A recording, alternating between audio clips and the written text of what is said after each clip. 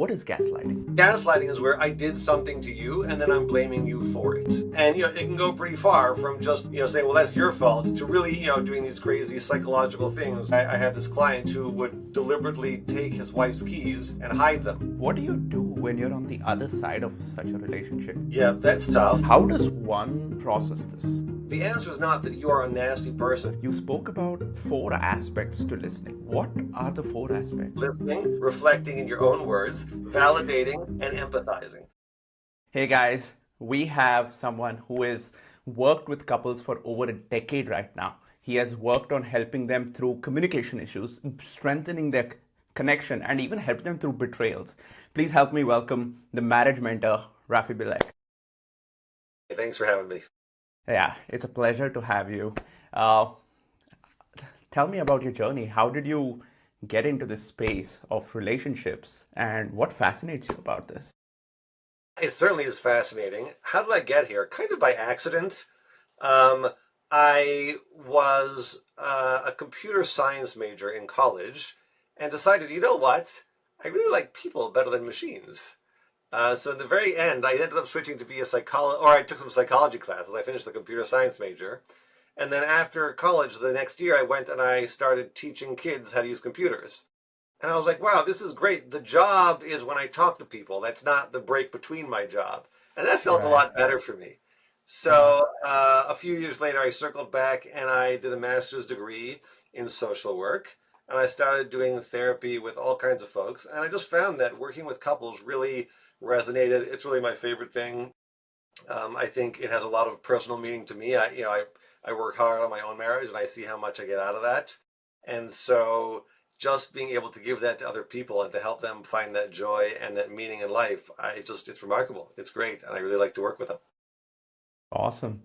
Today, I wanted to start the conversation on something you recently spoke about on your social media, which was gaslighting.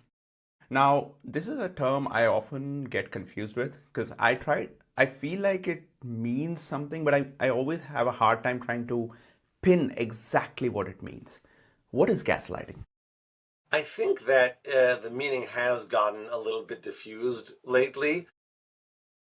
As I wrote on my website there, it comes from this movie decades ago where some guy was messing with his wife by, turning up and down the gas lights and pretending nothing was wrong. And she'd say, "Is something wrong with the lights?" And he'd be like, "No, I don't notice anything." So he was really messing with her in that way. So it's when somebody does something that is difficult, obnoxious, aggressive, but then turns it around on you, like you're the one causing the problem. And you see this in dysfunctional relationships a lot, but even in generally good relationships, people can get defensive and turn it around. You show up late home from some event or something, and your partner is upset or just mildly annoyed even. And they say, "Well, where were you?" It's like, "Well, if you were this, and if I'm really working really hard," and they start, turning it back on you as if you're the one who's done something or has caused the problem. That's what we call gaslighting. And it definitely is not a helpful relationship behavior. It can cause a lot of trouble. Got it. So, when basically it's when people, they may be at fault or they're likely at fault, and then they turn it around. They don't want to take the ownership of what's happened, and that's the gaslighting. Am I right? But Did I I get would that say right? that it's actually when they are certainly at fault, right? Okay, they're Gaslighting, certainly at fault. yeah, because if we're arguing about who did something wrong, that seems like a normal argument. That is, maybe I'm being defensive, but gaslighting is where I did something to you and then I'm blaming you for it, Got it. Okay. right? That is Okay. very That's confusing. It messes with people's minds, and it can go pretty far from just saying, well, that's your fault, to really doing these crazy psychological things like the guy in the movie, or like I wrote in this post that I had this client who would deliberately take his wife's keys and hide them. And he would criticize her for being scattered and unfocused and couldn't keep track of things. So she was looking for her keys. He took them, and she was looking all over. And then she's losing her mind. So he puts the keys right back in the middle of the kitchen counter and says, "Well, here they are." Oh, gee. yeah. And she's like, I'm sure I looked there." "Well, honey, I guess you just have to be more careful." And he really messed with her head. It's interesting. What lies underneath? Because I've noticed this, especially in certain generations. It's a little more, or certain areas, certain spaces. It comes out a little bit more. What's underneath it? I think that people who don't want to take responsibility for their actions find it easier to put it on someone else. And we can all recognize that. Nobody wants to admit, yeah, I messed this up, or, I'm the one causing trouble in this relationship. But at the heart of people who use this kind of tactic, people who don't want to accept responsibility, who want to control other people as a way of managing difficult situations, right? In a relationship, things go well if you look at your own stuff and deal with your own stuff instead of pointing fingers. But a lot of people don't want to do that, and that's kind of what comes up in abuse, is that people are trying to control their partners so that they don't have to deal with their own stuff. Interesting. So it's a defense mechanism where they're really trying to avoid looking at what's in the mirror. Yeah, in part it's that. In part it's defense. In part it's also offense. Like, I want to keep you on your back foot so that I don't have to worry about stuff. I'm going to make it all your fault. I'm perfect. I'm not going to deal with that. So in part it's a defense mechanism, and in part it's precluding ever getting to that point where I have to defend myself because, hey, I'm always right, and it's your problem, and you're the one who's wrong. Hmm. I've never heard it in that context where it's like it's an offense mechanism. That's actually something new for the first time I've heard. I've usually heard about defense mechanism. Offense mechanism is very intriguing. I mean, I think it comes down to the same thing. There Hmm. are a few people who are really interested in causing pain to other people, right? There are sociopaths out there that's kind of their thing. I like, hurting other people, and I have no empathy, and that's the way it is. Most people are not like that, but they use that approach, yeah, to block off. Ultimately, it's a defense against having to deal with their problems and their mistakes. And as long as I keep you on your back foot, then I'm always one step ahead. That means I don't have to deal with that. I don't have to worry about changing myself, and I don't have to worry about being wrong. And I can just control how things are, and you'll do things the way I want them. And again, definitely not does not make for a good relationship. What do you do when you're on the other side of such a relationship? One option is definitely to just try and get out of there. But if you're someone where it's not completely dysfunctional, it's not extreme. So there is a possibility where it seems like, okay, things can come back to normal. How do you communicate this to your partner that this is what's happening? Yeah, that's tough. Let's imagine, right, that it's just something that comes up from time to time. It's not a consistent behavior. There's not ongoing mental, physical, or psychological, emotional abuse. Okay, so maybe there's hope here for this relationship. I think starting from talking about myself is the best way to get you to hear me. If I say to you, you're doing this and that, you're gaslighting me, you're being abusive, you're not going to listen. You're already thinking about all the reasons that I'm wrong. But if I talk to you from my own perspective and say, hey, here's what's bothering me. I don't like this. Sometimes you talk to me. The other night, you came in and you seemed very angry. And then somehow I was at fault all of a sudden. And it just feels really lousy. And I kind of feel worried and unsafe in this relationship. And so I'm talking about me and my story. I'm not trying to tell you what you're doing. I'm trying to get you to understand me. If I can invite you to understand what it's like for me, we can connect and try to make a difference in that. If I'm trying to get you to agree that you've done something wrong, it's going to be a much bigger fight than a conversation about me and how I'm feeling. So this person starts off with talking about how they're feeling, what they're going through in this situation. And that's the starting point. But I assume that at some point this person wants to get this spouse who is gaslighting to understand what's going on. How do they go from talking about themselves to communicating about or helping the other person realize what's going on? Because it could be that, this person just listens. He's like, okay, you're going through something. There's no fault of mine. How does that bridge happen? By the way, if you want the tools that will help you recover from conflicts due to communication issues in your marriage, I've created a free guide to help you with exactly that. You can grab it using the link below. So I have a whole process where I talk Okay. about exactly this, right? What are we supposed to do? So the first step is me as the speaker. I'm going to talk about myself and my experience. And you Hmm. as the listener have a job of hearing me out. You're going to listen to me, right? You're going to reflect what I'm saying back in your own words. So you say, okay, Raffi, so you're feeling this, that, and the other. You're upset about what I said. I get that. That doesn't mean I agree with your perspective, but I get what you said. I understand why you feel that way. And then I'll validate that. And I say, yeah, you know what? That makes sense. That makes sense that you would feel that way. I think anybody would feel that way in that circumstance. That's validation. And then Right. empathy. God, it really stinks that you're in that situation. I'm so sorry you feel that way. Right? So if I, as the listener, am going through that process, which, by the way, is the best acronym ever. It's LOVE, love. See how that works? Listen, That's reflect in good. your own words, validate, empathize, right? Best acronym ever. Okay. So it's easy to remember, but it's harder to practice. You Uh-huh. practice that out, and what happens is now we're connected over that, right? If I really hear how you're suffering, and I really care that you don't like being spoken to in this way, or you wish I would call when I'm late, or whatever behavior I did that hurt you, if I really hear it and I really care about it, change is likely to happen. Much more so than if I tell you, I don't like what you're doing, you need to change it. If I say, I'm hurting because of this, and you say, wow, that really does hurt you, I get that. But then, of course, I get to say my piece. If I don't, I can relate and empathize to what you're saying, but then I'll say, you know what, I get how you feel. Can I sort of share where I'm coming from? Okay, sure, great. So, when I come home and you have this very, unpleasant look on your face, I worry that I've done something wrong, and so automatically I'm in a bad mood. So there's really two perspectives to every event.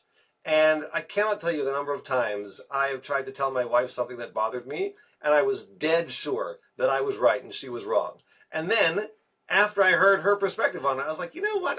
That does make sense. So nobody's right and nobody's wrong. We both have a perspective on it. We both want to make it better. And so change is likely to happen. And if I need something specific, I'll tell you at that point, you know what? What I really need is, if you're going to be late, could you call me when you're on your way home? Because if you don't, I just get really anxious. Right? It's Mm, not about what you should do or about who's right. Here's how I right. feel. Here's what would help me. If you're listening and you care about what I'm going through, then we'll get change. If it's an argument about who's right and who should do what, change is a lot less likely. By the way, guys, if you're listening, uh, Rafi has a book that he has provided a link for. Please check it out in the description. Yeah, the book goes a Louis, lot through this whole communication process in detail with troubleshooting. So, for folks who are trying to communicate better and fix these problems, that's exactly what it's designed to do. so let's say I'm on the other side, and now I've had this realization that, okay, I go through this. There are two things that happen. One, there's a shock that, whoa, I've been doing this, right? And now we have crossed the bridge. There's this awareness that's coming through. Firstly, how does one process this, right? How do they think about, I've been doing this really nasty thing to my partner? How should I look at myself? How should I process myself as this awareness is dawning on me? For most people, I think we are not doing nasty things to our partner. Again, in these conversations with my wife where I was sure I was right and she was doing something wrong, it turns out she had a good reason, or her Yeah, perspective made sense also. yeah, Right? yeah, So if you are, you're yelling at home and there's too much yelling and your partner says, "Look, you're angry all the time and I'm scared being around you and I'm always walking on eggshells." Okay, so the answer is not that you are a nasty person and you're rotten and you need to recognize that. If I stop when I get into your world and I say, hey, that must be really awful for you. I wouldn't want you to walk yeah, around on eggshells. And then I sort of look at myself and I say, hey, you know what? Here's what's going on for me. I just feel a lot of stress lately. The job is overwhelming. The kids are always upset. It's been really hard. So now if you empathize with me and you say, I can understand why that would be hard. I understand why you're jumpy a lot of the time. Let's see if we can work to make this different. Nobody's a bad guy here. Neither of us is perfect. yeah, And I haven't been yeah. perfect. I do have to acknowledge that I haven't been perfect. If I think that I'm perfect and you're always wrong and I'm always right, we have a problem, right? That needs some reckoning. But to recognize that I haven't been perfect and maybe I've been louder and angrier than I need to be, but you care about why I got there and how I'm getting there. Again, we're working together in a relationship to make change, and it's great, and it's a connecting process. And my wife and me, we have this principle that we try to follow as much as we can.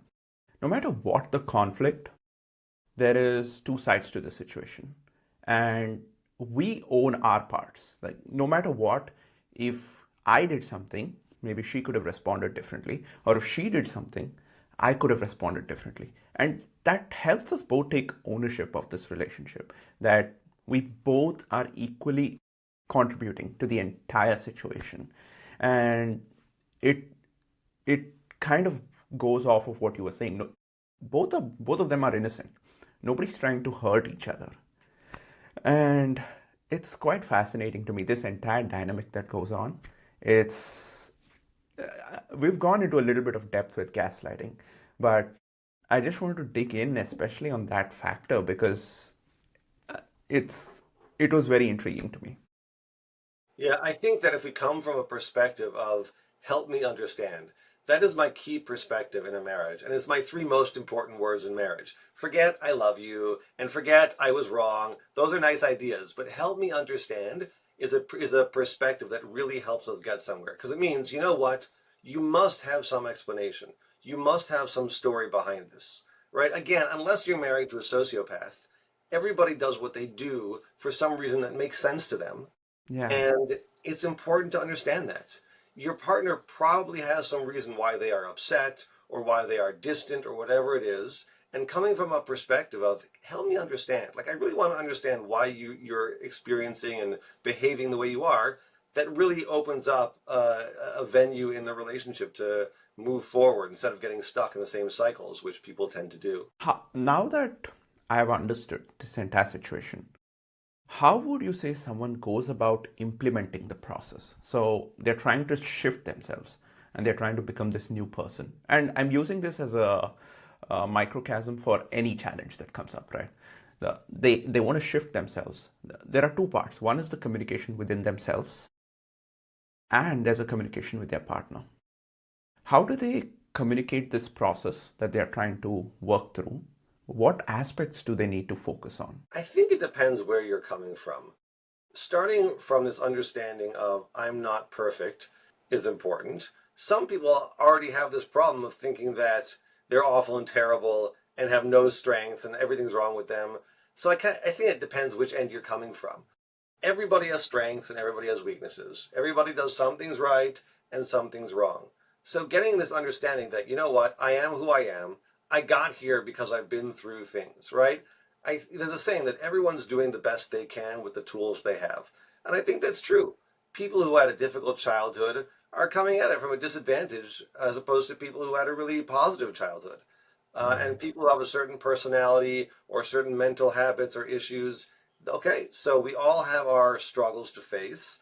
And if we can say, you know what, I'm not a bad person because I've been through this experience or I have this challenge, let's just try to make it better from where it is. I think that helps. And if two people come from that perspective in a marriage, great, I'll tell you what's hurting me, but I'll also try to change myself. And you'll tell me what's hurting you, and you'll try to change yourself, and we'll get somewhere like that. Now, just shifting gears a little bit, I know that there are, I think when I was trying to learn more from you, you spoke about four aspects to listening, if I understood it right. What are the four aspects, and could you help us understand that more? Because that was very intriguing to me. Yeah, let's dip back into that, right? The LOVE process, right? Yeah. Listening, reflecting in your own words. I had to fudge the RO there, but it works out. Own words is important. Validating and empathizing, right? Those are the only four things that you should be doing when you're on the listening side. Because sometimes people try to debate or they try to solve, right? This is a big man thing, right? When the woman comes with a problem, the man tries to solve it and make it go. We don't want solving. She does not want you to solve the problem. If she did, she'd tell you. What she wants is you to hear the problem and feel for her. And that's true for a lot of people, but this dynamic does happen a lot for, between men and women. So yeah, the listening process is just first I'm going to listen, meaning I'm not predicting what you're going to say, and I'm not looking at my phone. I'm just focusing on you, and I hear what's going on. And once I've heard it, I'm going to reflect back in my own words. And the own words is important because if you say, Rafi, I really don't like the way that you slam the door when you come home. So if I say, you really don't like the way I slam the door when I come home, it doesn't really sound like I'm listening. It sounds like I'm parroting back what you said, and I could be doing that while playing a video game.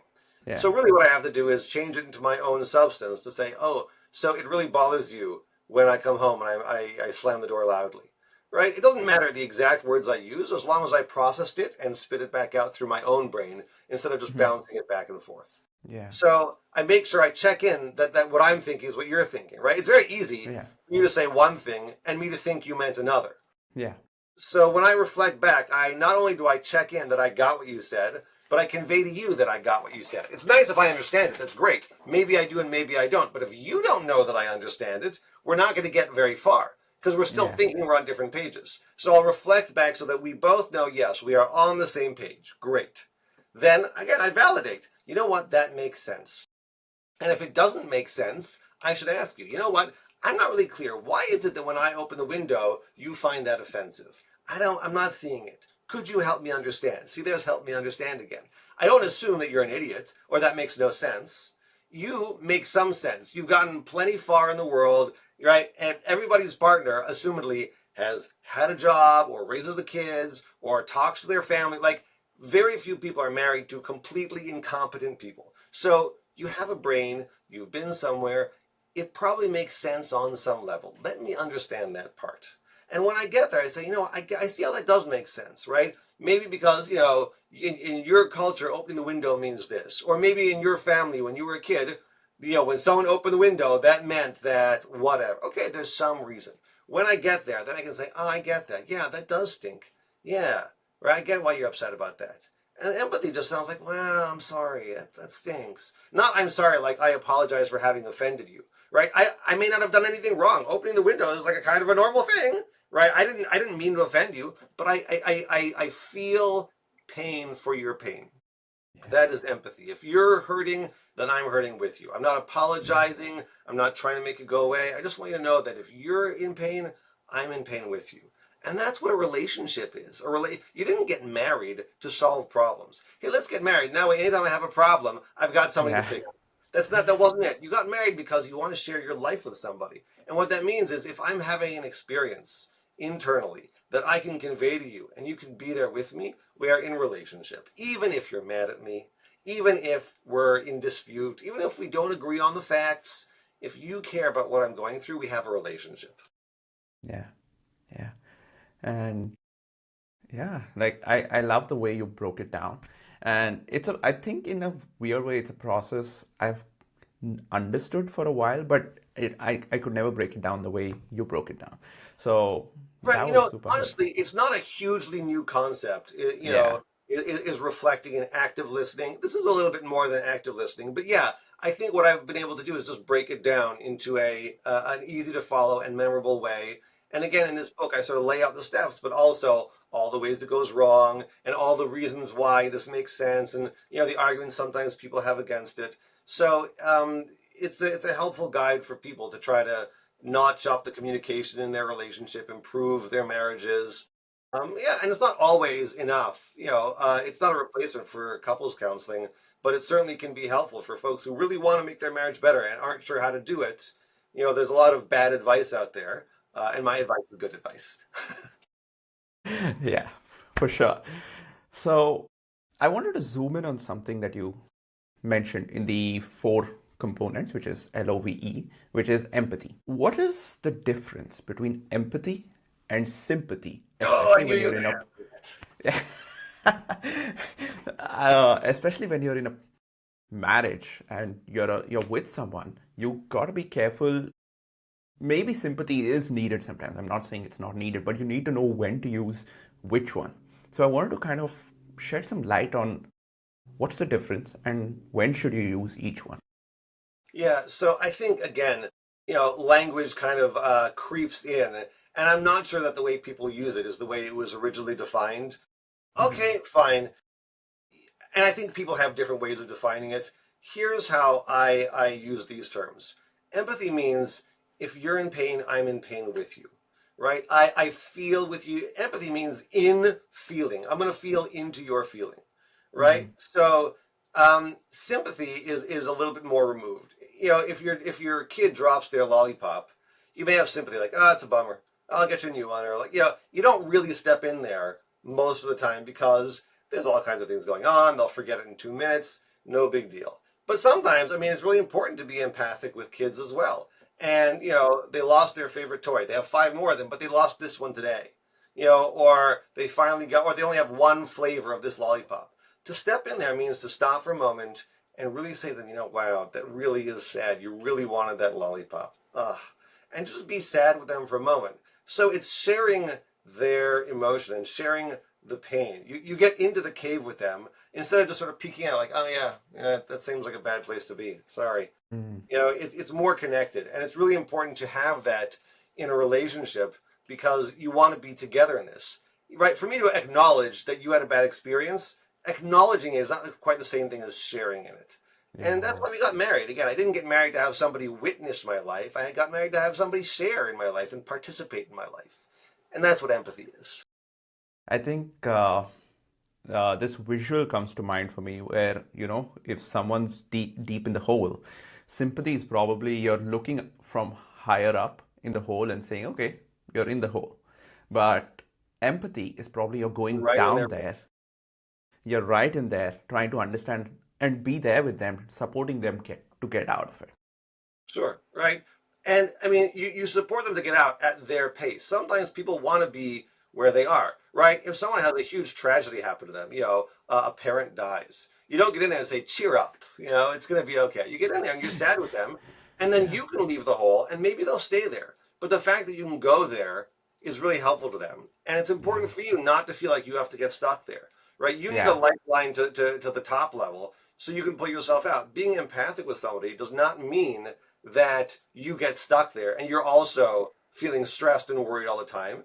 It means you get in there and you feel with them, wow, this is stressful. Wow, it's really hard for you. And then you do go back to your normal life. It doesn't mean that you have to derail your life because somebody close to you is having trouble. You get in there with them, you share with them, you support them, but you also have your own stuff. Yeah. This has been a lovely conversation, and thank you for giving us your time. I'm sure the audience would truly enjoy every bit of wisdom that they got from you. Oh, I And got I so many pers- bits of wisdom, so many bits of wisdom. yeah, Thank you for the and I opportunity. I learned a lot from it. Thank you so Great. much. Yeah, I really appreciate the opportunity just to get the message out. I think that, communication is so important in a relationship, and people can really learn to do it better. And it's Yeah, hard and it takes work, but there's takes a definitely a lot of path work. ahead. Yeah, Yeah, and so that's why I wrote the book, and I work with people every day trying to help them shore up their relationships. And it's the best thing in the world to have a solid marriage, a solid relationship. So I hope that I'm helping in some way, and I appreciate the platform to be able to share it with people. yeah. Guys, today we've gone into a lot of depth with gaslighting and especially communication issues and certain tools you can use in your relationships and marriage. If you've enjoyed this, make sure to watch it again if you want and share it with others. Thank you, Raffi, and we really appreciate Thanks for having me. everything we learned here. Great, thanks. If you want to recover from marital conflicts even faster, click the link below to access the free guide I mentioned earlier.